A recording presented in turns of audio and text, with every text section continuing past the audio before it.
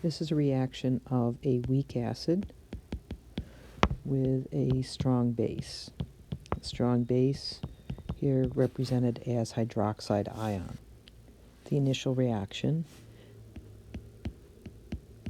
is that we have our weak acid reacting with the strong base, producing our conjugate weak base plus water.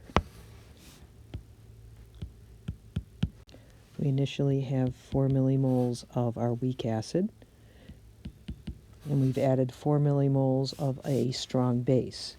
So this is essentially the equivalence point. All of our weak acid is consumed, and we have no hydroxide ion remaining.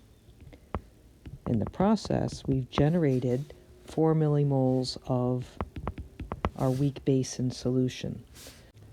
The equilibrium reaction that is occurring is that we have this weak conjugate base reacting with water in an equilibrium situation with the weak acid and producing hydroxide ions in solution. We test our approximation, which means we want to know if Kb times 1,000 is less than our initial concentration. And remember, we'll likely be given a Ka for the weak acid, so we need to convert our equilibrium constant. If the approximation is okay, we can go ahead and simply calculate the concentration of hydroxide ion and get pH from that.